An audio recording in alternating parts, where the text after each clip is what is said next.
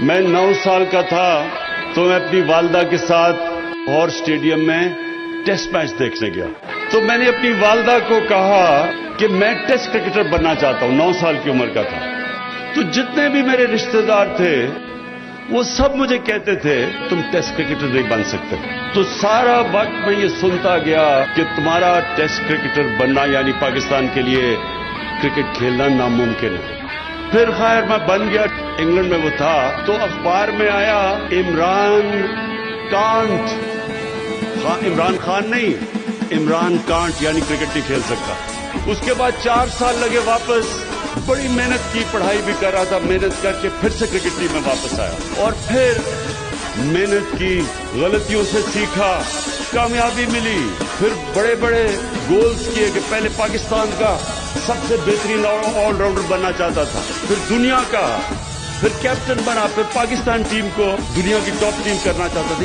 ہر جگہ مجھے یہ کہا گیا کہ یہ ناممکن ہے.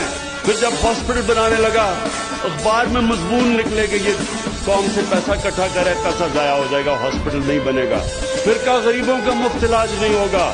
یہ سب مجھے سننی پڑی اپنی زندگی میں چیزیں. پھر جب نمل یونیورسٹی بنانے گیا کہا دیہات کے اندر پرائیویٹ سیکٹر یونیورسٹی نہیں بنا سکتا.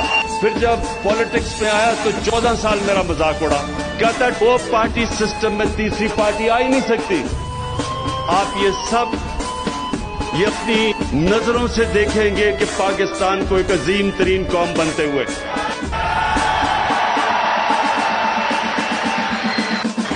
یہ میری آخری ایمبیشن ہے زندگی کی. ہر چیز میں لوگوں نے کہا ناممکن ہے، اللہ نے کامیابی دی. اس لیے کامیابی دی کہ جب سے اللہ نے دنیا بنائی ہے اس نے ایک اصول کئی بنائے ہوئے ہیں کہ جس نے بھی کامیاب دنیا میں ہونا ہے، کوئی بھی انسان آج تک محنت کیے بغیر کامیاب نہیں ہوا. کامیابی کا راز کیا؟ کامیابی کا راز سب سے بڑا یہ ہے بڑی سوچ رکھنا.